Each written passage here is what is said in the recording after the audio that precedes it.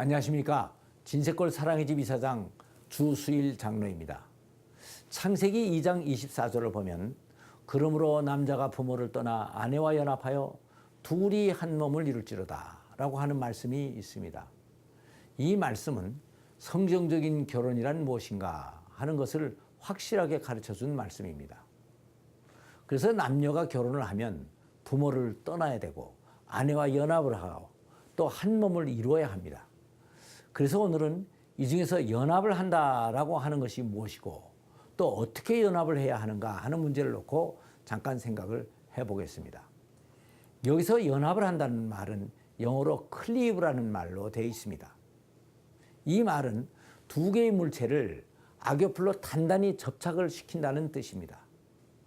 그런데 두 개의 물체를 단단히 붙일 때는 두 가지 중요한 유의사항이 있습니다. 그것은 먼저 접착제가 강력해야 합니다. 그리고 다음은 접착하고자 하는 두 물체 사이에 불순물이 들어가지를 말아야 됩니다. 그 이유는 접착제가 아무리 강력하다고 하더라도 그 사이에 불순물이 들어가면 접착력이 결국 약해질 수밖에 없기 때문입니다. 그런데 이상하게도 실제 결혼 생활에서 불순물이 되는 존재는 흔히 지금까지 나를 길러준 부모들이나 내가 가장 가까이 지는 형제들이나 친척들이라는 것입니다.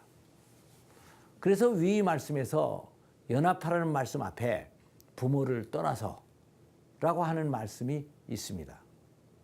이 말씀은 일단 결혼을 하면 배우자를 주위에 있던 그 어떤 사람보다도 가장 가까운 사람으로 생각을 해야 된다는 말입니다. 두 물체를 악교풀로 붙일 때 보면 제일 먼저 하는 일이 하나 있습니다. 그것은 접착될 부위의 불순물을 제거하는 작업입니다. 그리고 다음에는 그곳에 고무풀을 바르고 두 물체를 붙이게 되는데 이렇게 하는 이유는 일단 불순물이 들어가면 두 물체가 접착이 잘 안 되기 때문입니다. 그런데 이때 만일 접착 부위에 금가루를 뿌렸다고 합시다. 어떻게 되겠습니까? 아무리 비싸고 귀한 금가루라 하더라도 그것은 불순물이 될 수밖에 없습니다. 그래서 불순물은 더럽고 가치 없는 것만이 되는 것이 아닙니다. 접착하고자 하는 두 물체 사이에 들어가는 접착제 이외의 모든 것은 다 불순물이 되는 것입니다. 이렇게 볼 때 부모나 자식도 부부 사이에 끼어 들어가면 불순물이 됩니다. 부모는 고귀한 불순물이 되고 자녀는 귀여운 불순물이 되겠지만 그들이 불순물인 것만은 틀림이 없습니다. 그래서 친척이나 재물이나 명예나 취미 등이나 이 모든 것들은 다 좋은 것이지만 결혼을 하고 나서는 배우자보다 더 중요하게는 여기지를 말아야 되는 것입니다. 그리고 다음에는 접착제가 강력해야 됩니다. 그러면 실제 결혼 생활에서 부부를 묶어주는 접착제는 무엇입니까? 제가 부부학교에서 강의를 하면서 이런 질문을 여러 번 해보았습니다. 그랬더니 한 번은 어떤 사람이 애들이요 하고 대답을 했는데 모든 사람이 이것을 듣고 웃었습니다. 뭔가 생각을 잘못하고 있다는 것입니다. 그래서 제가 그러면 당신은 애를 낳고 결혼했습니까? 하고 반문을 하고 애를 낳기 전에 결혼을 했을 것 아닙니까? 그러니까 애들이 부부연합의 접착제는 아닌 것입니다. 라고 대답을 해 주었습니다.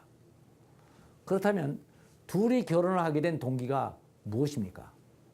재물, 가문, 학벌, 잘 맞는 취미 이런 것들은 둘이 결혼을 하는데 어느 정도의 영향은 줬을지 모르지만 궁극적으로 두 사람을 결합시킨 결합력은 아닌 것입니다. 둘 사이의 결합력은 바로 사랑이었던 것입니다. 사랑 이외의 모든 것은 항상 변하기가 쉬운 것들입니다. 그런데 이런 것들로 결합력을 삼고 살아가니까 이혼율이 그렇게 높아지는 것입니다. 그리고 다음에는 부부가 꼭 연합을 해야 되는 이유가 무엇인가 하는 것을 한번 생각해 보겠습니다. 인간의 삶을 자세히 살펴보면 떠나고 연합하고 또 떠나고 연합하는 몇 번의 단계가 계속이 됩니다. 우선 남자의 몸에서 정자가 떠나고 난자를 만나서 연합을 해야 됩니다. 난자가 남자의 몸을 떠나지 않으면 인간이 만들어지지가 않습니다. 그래서 인간이 일단 만들어지면 어머니의 뱃속에서 또 10개월을 지내다가 또 그것을 떠나야 됩니다. 그것이 아무리 좋다고 하더라도 떠나지 않고 그대로 있으면 어머니도 죽고 자신도 죽는 것입니다. 그래서 세상에 아이가 태어나면 부모 밑에서 또 20여 년을 성장하게 됩니다. 그리고 다음 또 이 부모를 떠나서 배우자를 만나고 결혼하고 몇십 년의 인생을 더 살다가 이 세상을 또 떠나야 되는 것입니다. 그리고 하늘나라로 올라가면 거기서 영원한 우리의 신랑이신 예수 그리스도를 만나서 그분과 연합을 하여 그곳에서 영원히 살게 되는 것입니다. 이렇게 우리 인간들은 떠나고 연합하고 떠나고 연합하고 하는 일들을 계속 반복하다가 마지막에는 결국 예수 그리스도의 신부로서 인생을 마무리하게 되는 것입니다. 성경은 이 연합이라고 하는 말을 부부간 이외에 그리스도와 신자와의 관계를 말할 때에도 동일하게 사용하고 있습니다. 그래서 이 연합이라는 말은 특별한 영적인 의미가 있는 말입니다. 로마서 6장 5절에 보면 그리스도의 죽으심을 본받아 그와 연합하는 자가 되었으면 또한 그의 부활을 본받아 그와 연합한 자가 되리라 라고 말씀을 하고 있습니다. 그래서 남녀가 연합하는 것은 그리스도와 신자가 연합하는 것과 같은 것입니다. 성경은 그리스도를 신랑이라고 하고 구원받은 성도들을 신부라고 표현하고 있습니다. 원래 하와는 아담 안에 있었습니다. 이와 같이 인간도 원래는 그리스도 안에 있었습니다. 그런데 하나님께서 특별한 뜻이 있으셔서 다른 개체로 분리시키셨습니다. 그리고 다시 하나로 연합하는 것을 통해서 풍성한 행복을 누리게 하셨습니다.